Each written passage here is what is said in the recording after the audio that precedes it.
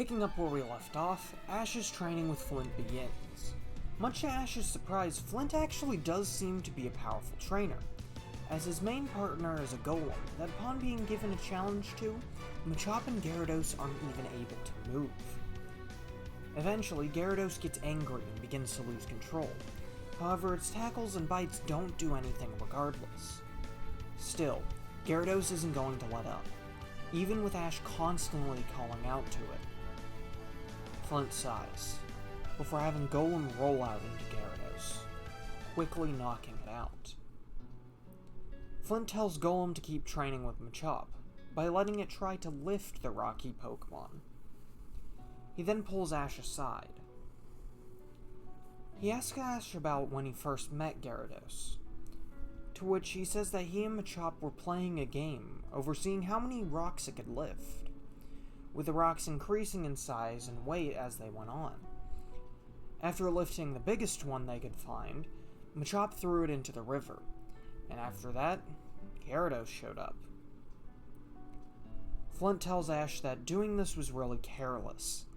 He understands that he and Machop might not have realized it at the time, as they were just starting out on their journeys, but Ash should apologize to Gyarados. Ash asks if it's really all he needs to do for Gyarados to start listening to him, but of course, it's not really that simple. Flint tells Ash that an important part of being a good trainer is understanding his Pokemon, so he can't give Ash all the answers. Still, he can at least point him in the right direction. So Ash takes Gyarados over to a nearby river. There, Ash apologizes for being so careless and hurting Gyarados when they first met. Gyarados seems to appreciate this, but before Ash can say anything else, Gyarados seems to get angry again and destroys a nearby boulder. Then another. Then he uses his tail to send part of the river into the air like a geyser. Ash just can't understand this. Gyarados seemed alright at first, but now it's just causing mindless destruction. Then Ash has an idea. Pulling out his Pokédex, he scans Gyarados again. Dexter reads the entry as, Gyarados, the atrocious Pokemon, in the evolved form of Magikarp. Brutally vicious and enormously destructive. Known for totally destroying cities in ancient times. Although it obeys its instinctive drive to destroy everything within its reach, it will respond to orders from a trainer it truly trusts. The last part catches Ash's attention. It has an instinctive drive for destruction, but it'll respond if it trusts the trainer? So, did Gyarados just not trust him? He couldn't blame it in that regard. He was the reason that Gyarados got hurt, and simply apologizing wasn't going to mean that Gyarados would listen to him. He then thinks about Magikarp, the prior evolution of Gyarados. Maybe understanding it could help him. So he has Dexter read the Pokédex entry for it as well. Magikarp, the fish Pokemon, a water type. With neither strength nor speed, Magikarp is thought to be the weakest Pokemon of all. This Dex entry catches Gyarados' attention, and it lets out a furious roar. Now Ash begins to understand. Ash asks if Gyarados wants to get stronger. Gyarados glares at him in a fit of rage, but eventually it nods adamantly. Ash smiles, before telling Gyarados that he does too. There's a guy he's known since he was a baby, who's always been ahead of him. They're now on the same path of wanting to make it to the Pokemon League, and he's behind. He doesn't want to be forever, though, but he can't do it alone. So he reaches out a hand, asking Gyarados if it's willing to get stronger along with him. Gyarados still looks angry, but then it slowly moves in, placing the dark blue crest on its head within Ash's hand. The 10-year-old then begins to feel a connection between himself and Gyarados, as if he can understand what Gyarados is feeling. For a moment, he feels a sign of a past weakness from it. But when the Piscean Pokemon pulls away, the feeling is gone, as if it were never there to begin with. Ash looks around, trying to think of something he and Gyarados can do. Then he notices a rundown watermill further upstream. An idea hatches in his mind, and he asks Gyarados if it wants to do some training right now. Switching over to Seda briefly, she heads in the direction where Ash had taken Gyarados, having been told by Flint to go check on him. She's a little worried that Gyarados might have snapped, but much to her surprise and relief, she sees Ash and Gyarados training. Ash is walking on the watermill, increasing the spin while also causing the water to be pushed more. Meanwhile, Gyarados is swimming alongside the current, building strength and stamina at the same time. Seda's actually really impressed to see this. Flint then comes up behind her, alongside Golem and Machop. He too is impressed upon seeing this effective, albeit strange, style of training. Machop then charges over to Ash and Gyarados, leaping onto the wheel alongside Ash to help him in the training. Flint then thinks back to a time when another trainer used this mill to train, and smiles, stating that Ash might have what it takes after all. A few more days pass, with Ash and his Pokemon training like this. He and Machop will use the mill, creating more of a current for Gyarados to swim against. It also becomes a good workout for him and Machop as well, almost like a Stairmaster in a fitness center. Then Machop and Gyarados work on trying to move Flint's Golem. Little by little, the two Pokemon begin to make progress. It all comes to a head, when while attempting on its own, Gyarados manages to whip up water around itself, and then, swimming across it like it did during its training at the mill, slams into Golem. It manages to push the rocky Pokemon onto its back. Ash and Gyarados are surprised by this, but Flint points out that their unique training had actually been preparing Gyarados for a new move. Waterfall. With this, they might just be ready to take on Brock. Ash and Gyarados look at each other, before the group heads over to the gym. Ash and Seda enter, once again meeting Brock. Brock asks if Ash had listened to a word he had said the last time they had met. Ash nods, stating that he's been training the past few days, and got to understand his Pokemon more. Brock seems intrigued by this, before telling Ash to prove it. So, the gym battle begins. The battle starts just like it did the first time, however it goes much quicker now, as thanks to the leg workout, Machop's low kicks hit with more force, only needing 2 of them to take out Geodude. Brock smiles, before sending out Onix. Machop goes for another low kick, only to be caught up in the bind. Onix squeezes tightly around Machop, before slamming it hard into the rocks. Still, Machop is able to get back up.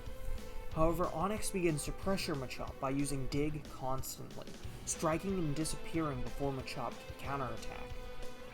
In the end, Machop is taken down. But this doesn't upset Ash. He sends out Gyarados next, and the Sea Serpent lets out a powerful roar. Onix responds in kind, and then it turns into an all-out brawl. The Serpentine rivals tackle each other over and over again. Onix tries to use Bind, but Gyarados not only breaks free, it also bites down hard on Onix. Onix uses Rock Throw to break itself free of Gyarados, and once again Gyarados begins to get angry. Brock isn't happy to see this, and in the audience, Seda gets worried that Ash didn't do enough during his training. However, Ash calls for Gyarados to go wild. With that, Gyarados strikes with its new Waterfall attack, doing critical damage to Onix. Onix lurches back, before Gyarados starts to constantly attack over and over again. Waterfall after waterfall, Gyarados is able to put Onix on the back foot. No matter what Brock tries to get Onix to do, Gyarados is able to overpower it. Ash is about to call for the final attack, but then he can feel something holding him back, both metaphorically and literally. Brock's brothers and sisters all crowd around Ash, begging him to stop. Onix is their older brother's best friend. They can't see it get hurt like this. Brock protests this, telling his siblings to stand aside. This is how gym battles are supposed to go. They know that. But then, much to everyone's surprise, Ash says he forfeits. If it means that much to Brock and his siblings, then he won't continue the battle any further. With that, he leaves the gym, Seda following right behind him. As the two head down the road, Seda asks if Ash is sure about this. He worked so hard to get that badge. Ash nods. He would have liked getting a badge, but it'll be alright. He'll just have to find another gym to get a badge from. However, before the two leave Pewter City, they hear Brock call out to him. The Pewter gym leader then walks up and hands Ash a badge. Ash refuses, saying he didn't win, but Brock disagrees. Through the kindness of Ash's heart and the skill he had shown in the battle, Ash outright deserved the badge. The two continue to talk, and Brock talks about his dream. His true dream wasn't to be a trainer. It was to be a Pokemon breeder, raising Pokemon to be the best they can be, but for the health and friendship, rather than for competitive means. He can't fulfill his dreams because of his duties to his family, so he wants Ash to fulfill his own. Then Flint walks up, removing his beard and hat. It's here he reveals himself to be Brock's father, and says that he's ready to take up the responsibilities that Brock should have never had to take up in the first place. He can't expect to be forgiven for abandoning them, but he's going to make it right now. Brock fills him in on everything he needs to do, before he chooses to set off with Ash and Seda on their journey. So with a new trio, they begin to head for Cerulean City. On the way they meet Seymour inside Mount Moon, and he helps them see the Clefairy evolve. It's a beautiful sight, and with Team Rocket not getting in their way, there's no trouble whatsoever. So they continue on, and arrive in Cerulean City the next day. Like in the original, they find that Gary left Ash a message on a sign, which only makes Ash determined to catch up to Gary. Unfortunately, Ash finds out that the Cerulean City gym leaders don't want to do their duties. After performing a swimming show and having fought multiple trainers throughout the week, they want to rest and take a break. So, they try to give Ash a badge without a proper match. Ash disagrees with this, saying he wants to earn the badge. The three then say that if he really wants to earn it, then if he'd like, he can clean the gym floors. Ash doesn't like the idea of this chore, but it's better than getting it for free. So he, Machop, Seda, and Brock all work together for the rest of the day. After getting the badge and resting in the Pokemon Center, the group leaves in the morning, Brock stating that there's a gym in Vermilion City. On the way, Ash ends up battling a trainer with a Rattata, who he beats with Machop. He then goes to AJ's gym, and like in the original, he battles AJ. Unlike in the original, his Pokemon are much stronger, even without the battle at Cerulean Gym. Sandshrew has been trained well, but his ground moves aren't even effective against Gyarados, so Ash manages to get the win. After more traveling, the group makes it to the Pokemon Technical Institute, and the basic premise of the episode isn't really that different, other than the parts that involve Misty and Team Rocket not happening.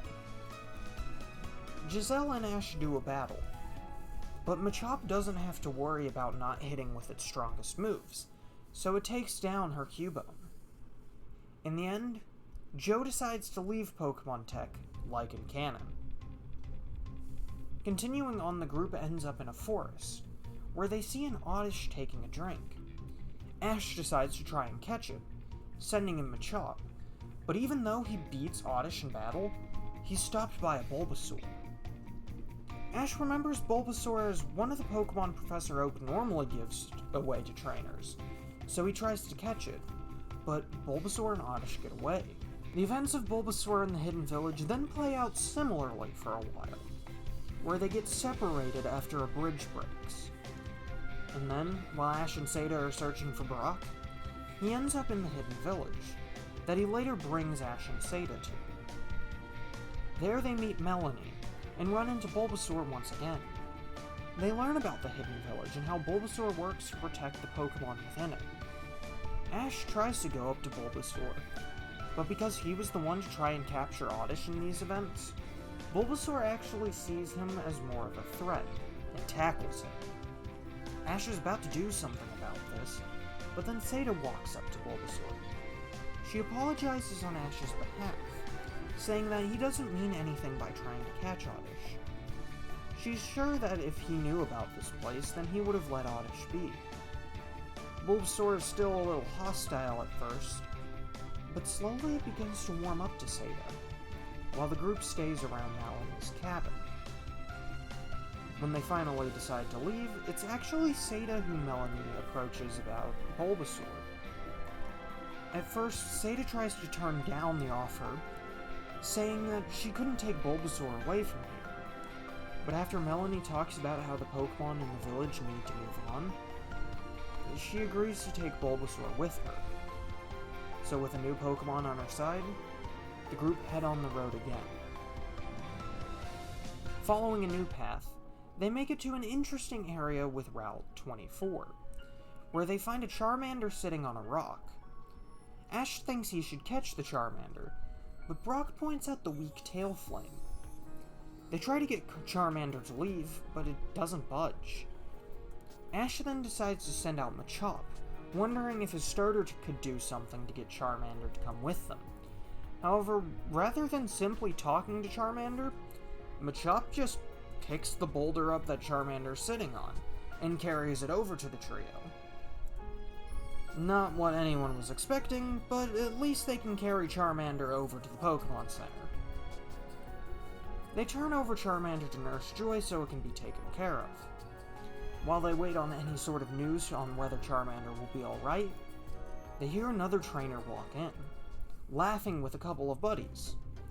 They listen in on the conversation, and the trainer known as Damien talks about how he ditched his weak Charmander on a rock somewhere.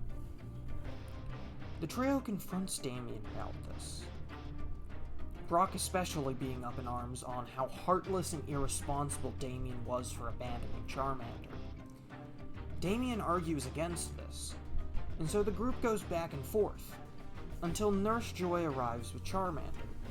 The Fire Lizard runs up to Damien lovingly, but Damien just steps back, trying to make excuses about how since Charmander didn't obey him, then he's going to have to wait longer before he comes back for them. This just gets under the group's skin more. But before more arguing starts, Machop starts yelling at Ash and Damien. It doesn't take a genius to figure out what Machop has in mind, so Ash challenges Damien to a battle. Damien scoffs, thinking that there's no point in this, but finds it hard to refuse the challenge when Ash starts childishly poking fun at him for refusing. Arrogantly, Damien accepts. The two go outside the center, with Ash stating that if Damien loses, then he has to apologize to Charmander. Damien scoffs, before saying that if that's the case, then if he wins, Ash needs to quit acting like he knows what it means to be strong in the first place. In fact, he should quit being a trainer altogether if he loses. The large bet is one that Sadist states Ash shouldn't go with. Brock also agrees, saying that something like this shouldn't be something Ash should stake his career as a trainer on. Ash looks over to Charmander, before rashly agreeing to the terms. It ends up being a one-on-one, which Machop is happily going to take care of. Damien smirks, saying that if that's all Ash has, then he won't have to worry about it, choosing Poliwhirl as his Pokemon. He states that Charmander couldn't beat this Pokemon as a Poliwag, although Brock does point out that Water has a natural advantage over Fire Pokemon. Not that Damien cares. Ash starts off with Machop running in to deliver a low kick. However, Poliwhirl blocks with Pound, before blowing Machop away with Water Gun. Ash tries Leer, hoping to lower Poliwhirl's defenses, but then the frog Pokemon uses Hypnosis, putting Machop to sleep. Ash tries to call out to Machop, but his starter won't wake up, allowing Damien to command his Poliwhirl to constantly attack with Water Gun. Machop is struck over and over, while Ash shouts at his starter in hope of getting a response. Finally, Machop awakens, dodging a final Water Gun. Ash cheers before calling for another low kick. This time, Machop manages to get it close enough to deliver a powerful blow. Damien calls for Hypnosis, but this time, Ash and Machop's resolve allows the two to avoid just in time, before striking with another low kick. Angry, Damien commands for his Poliwhirl to strike with Pound. However, Ash calls for Counter, which results in both Pokemon knocking each other to the ground. The group wait in silence, all curious who won the battle, especially Charmander. Slowly, Poliwhirl gets back onto its feet, but Machop doesn't move. Ash and company stare unbelievingly at this outcome. Damien guffaws, with the guys he bragged to before joining in on it. Ash pulls his cap down over his eyes, dejected by the loss. Dark clouds begin to form in the sky, as Damien begins to taunt Ash, saying that a bet is a bet. Ash looks down, opening up his jacket, looking at the 2 badges he had earned. He had already come far on his journey. He was just starting to work well with his Pokemon. It was all ending here and now? Damien notices Ash, and asks what he's looking at. Walking up, he snatches open part of Ash's jacket, before taking the badges off of it. Damien looks at them, before stating that since Ash didn't have a use for them anymore, maybe he should take these too, and take all the powerful Pokemon he'd captured straight to the top of the Pokemon League. Ash growls that this wasn't part of the deal, to which Damien sneers that it doesn't matter, since Ash lost to a great trainer like him. Suddenly a flamethrower shoots out, burning the hairs on Damien's head. The boastful blue-haired trainer looks over, noticing Charmander glaring at him, as rain begins to slowly fall around the group. Rather than being angry, though, Damien's actually impressed, stating that this was what he was looking for. Charmander was finally showing some semblance of strength. It was a good thing, too. Charmander had managed to pull off a flamethrower without him having to train him. He orders Charmander over to his side, but Charmander refuses, instead sticking to Ash's side, much to everyone except Brock's surprise. Brock states that it looks like Charmander had realized who truly cared about him. Ash looks down, only for Charmander to nod. This enrages Damien, as he pulls out an empty Pokeball before throwing it at an attempt to reclaim Charmander. The Fire Lizard, however, chooses to bat the ball away, smacking Damien in the face.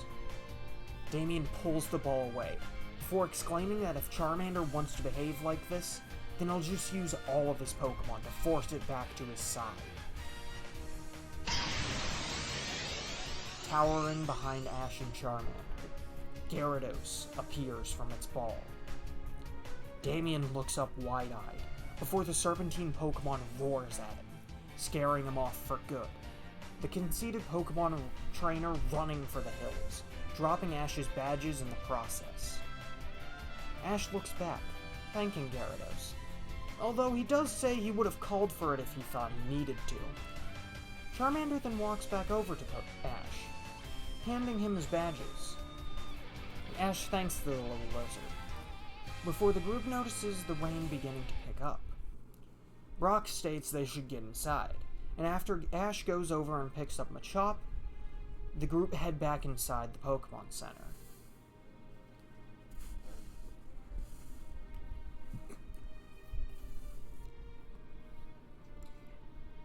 As they wait for Machop to be treated, the group watches the rain fall. Figuring that since Damien tried to go beyond the bet, Seda figures that Ash shouldn't have to go along with it. Still, Ash seems somewhat dejected. He says that even after the training with Flint and getting 2 badges, he almost lost to a guy who didn't even seem to train his Pokemon. If he can't beat a jerk like Damien, then he needs to train harder. Himself, Machop, and Gyarados all needed to be ready to battle people like this. Seeing Ash's determination, Brock says that he'll help Ash then.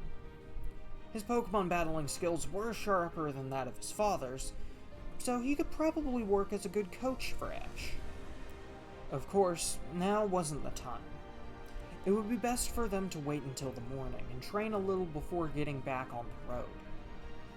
Ash nods, and so once Machop is back, the group retire for the night. However, early in the morning, Ash wakes up, heading outside the Pokemon Center. Standing in the dampened grass outside the center, Ash sends out Machop and Gyarados. There, Ash begins to train alongside his Pokemon, having them spar against each other. He works, pushing his Pokemon to improve, while thinking of the loss to Damien. Then he focuses on Gary. The 2 trainers both had similar personalities, although he wasn't sure how Gary was treating his Pokemon in comparison. Still, if he couldn't beat Damien, then how was he supposed to catch up to Gary? A small cry of "Char" comes from behind Ash. He stops his training before he turns to see Charmander behind him. Ash had almost forgotten about the fire lizard, figuring it was probably going to go off on its own and live its life. Ash kneels down in front of the lizard, asking if it was alright. The lizard nods, before tugging at the 10-year-old's clothes. At first, Ash was confused, before he finally clicks. So he takes out a Pokeball, and asks if Charmander was sure. Without hesitation, the lizard taps the ball, allowing itself to be caught by Ash. Ash can't help but feel excited by the new addition to his team, bringing Charmander back out. He then asks if Charmander's ready to start training.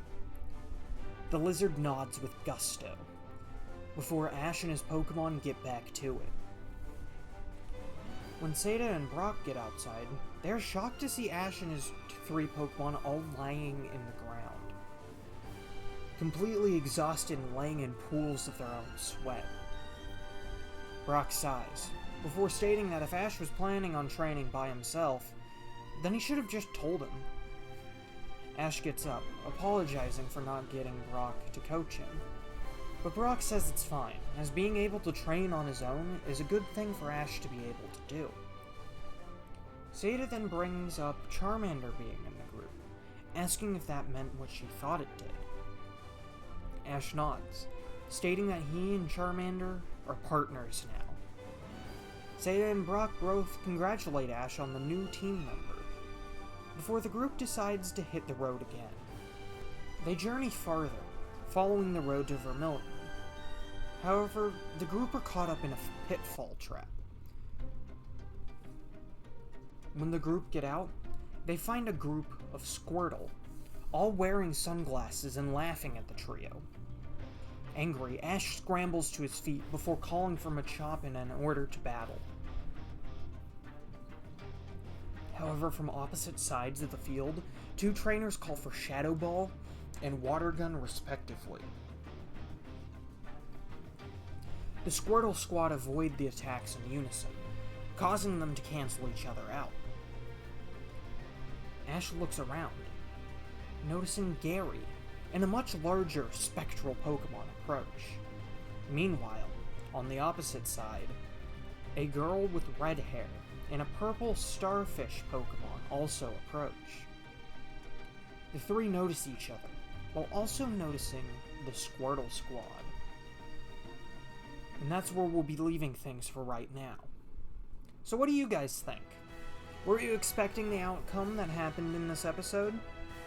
What do you think will happen with these three trainers in the Squirtle Squad? Due to the fast support on the previous part, this time, let's get this part to 75 likes for part 3. Thank you all for the support on this new What If scenario. And I will see you all in the next one. Bye!